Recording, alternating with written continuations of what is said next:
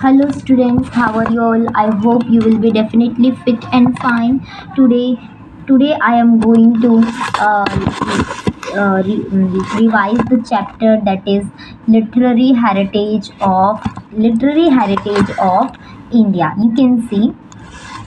तो आज हम पढ़ेंगे लिटरेरी हेरिटेज ऑफ इंडिया। ठीक है, अब देखो यहाँ पे क्या लिखा है। Man took help of expressions, symbols, drawing and sounds to communicate his thoughts, ideas, feeling and emotions to other. When a man, हम लोग पहले यही बात करते हैं कि what is dialect and what is, आखिर डायलेक्ट क्या होता है और स्क्रिप्ट क्या होता है। डायलेक्ट तो हमें थोड़ा बहुत आइडिया नहीं होगा, लेकिन हाँ स्क्रिप्ट की आइडिया है मेरे को। जैसे इसकी स्क्रिप्ट मतलब लिपि, अलग अलग लिपि होती है, देवनागरी लिपि, फिर ब्राह्मी लिपि, ऐसे करके स्क्रिप्ट होती है। तो स्क्रिप्ट के बारे में मुझे लिटिल बिट आइडिया है, लेकिन डायलेक्ट के बारे में नहीं है। तो let's understand from this book. तो क्या बोला है, व्हेन अ मैन, जब कोई व्यक्ति take a help of expression, symbol and drawings to communicate his thoughts, ideas, expressions and feelings to other. These lead to invention of dialect and script. मतलब जब कोई व्यक्ति किसका सहारा लेता है, जब कोई व्यक्ति किसी एक्सप्रेशन मतलब भावों का सहारा लेता है, या फिर किसी चित्र का सहारा लेता है, या फिर किसी सिंबल, किसी साइन का सहारा लेता है, हेल्प लेता है। क्या सहारा आखिर लेता किस लिए?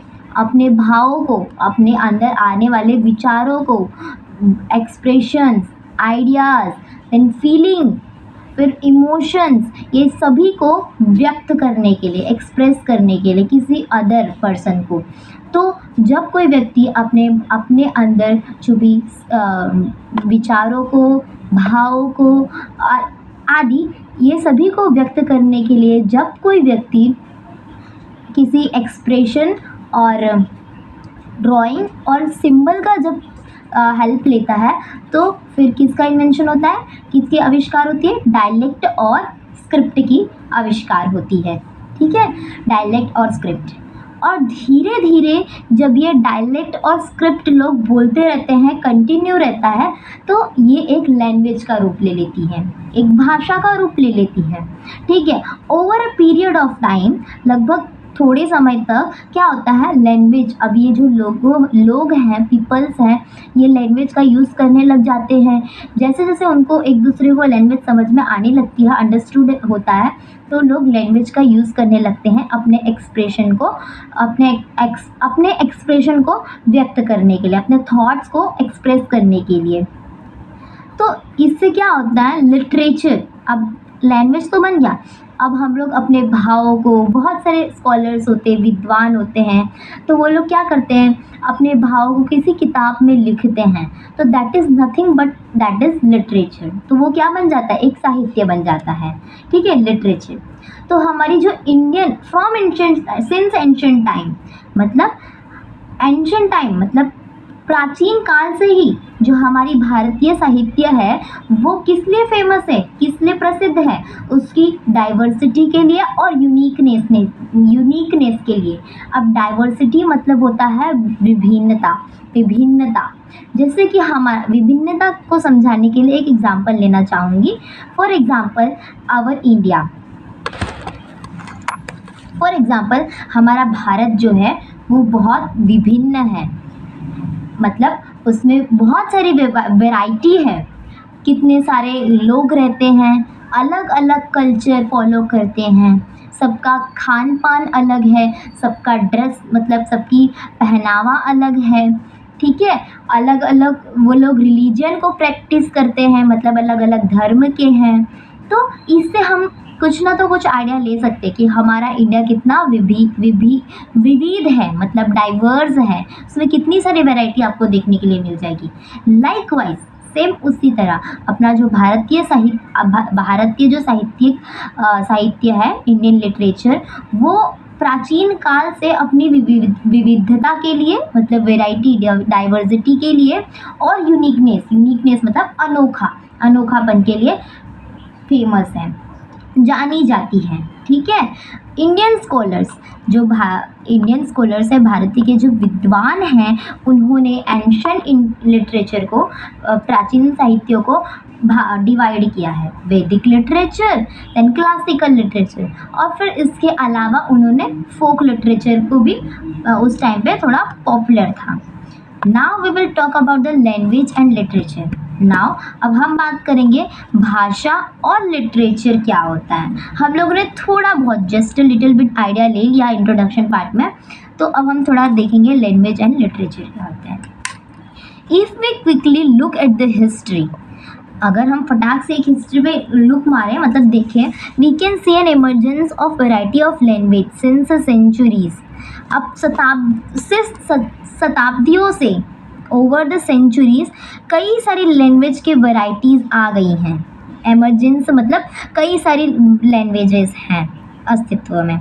These languages influence one another and it resulted in development of literature।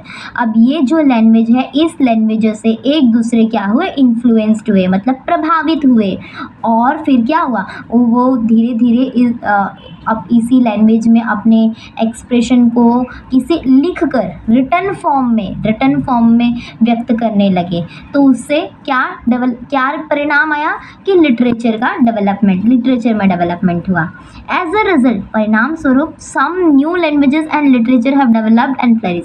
तो इसी परिणाम स्वरूप कुछ नए लिटरेचर, कुछ नए भाषाएं और कुछ नई साहित्य डेवलप हुई है मतलब विकसित हुई है, और फ्लरिश मतलब फली फूली है।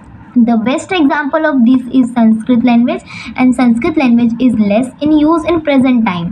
इसका सबसे अच्छा उदाहरण क्या होगा, संस्कृत लैंग्वेज, जैसे कि संस्कृत भाषा। हमारे एंशिएंट टाइम में तो हम लोगों ने देखा ही है कि जो संस्कृत लैंग्वेज वो बहुत ज़्यादा यूज़ की जाती थी। ठीक है, एंड संस्कृत लैंग्वेज आज बहुत कम यूज़ की जा रही है वर्तमान में। लेकिन जब भी कोई रिलीजियस सेरेमनी होता है, जब भी कोई धार्मिक होता है कुछ, तो एंड वर्शिपिंग या फिर पूजा वूजा होता है, जो कुछ भी रीति रिवाज रिचुअल्स किया जाता है, उसमें संस्कृत लैंग्वेज में ही, तो उसमें हम संस्कृत का ही यूज़ करते हैं किसी शुभ अवसर पर। फॉर एग्ज़ाम्पल, जैसे कि हमने कोई नई कार खरीदी, तो फिर नई कोई घर खरीदी, तो हम लोग उसमें जब भी हम मंत्र चैंट करते हैं तो संस्कृत में ही करते हैं। तो हाँ, ऐसा करना भी चाहिए, अपनी जो कल्चर है उसको आगे नेक्स्ट जनरेशन को भी तो पास करवाना है। Generally, languages provide opportunity for the humans for better expression and understanding। आमतौर पर जो भाषा होती है वो इंसानों को क्या प्रदान करती है, एक अवसर प्रदान करती है, जिससे कि वो अपने भाव को, अपने दिमाग के अंदर चलने वाली भावों को या फिर विचारों को वो दूसरों को अच्छे से समझा सके, दूसरों को व्यक्त कर सके। India's most ancient script is that of Harappa civilisation. India की जो सबसे पुरानी स्क्रिप्ट है ना, प्राचीन स्क्रिप्ट है, वो है हड़प्पा सिविलाइजेशन की स्क्रिप्ट। ठीक है, which has not been deciphered and so we have not obtain much information about their language. जिसके ऊपर ज़्यादा स्टडी नहीं किया गया। अभी डिसेफर्ड का मीनिंग मुझे अभी पता नहीं है, मैं श्योर नहीं हूँ, तो दैट्स वाई। लेकिन आगे हम पढ़ते हैं, इसको छोड़ देते हैं, आप गूगल में सर्च कर लीजिएगा। And so we have not obtain much information, तो हमने ज़्यादा इन्फॉर्मेशन इसलिए नहीं उसके बारे में प्राप्त की है। तो फिर अब देखो नेक्स्ट यहाँ पे पढ़ेंगे, महर्षि पाणिनि एक संस्कृत बहुत अच्छे ग्रेट संस्कृत ग्रामरियन थे।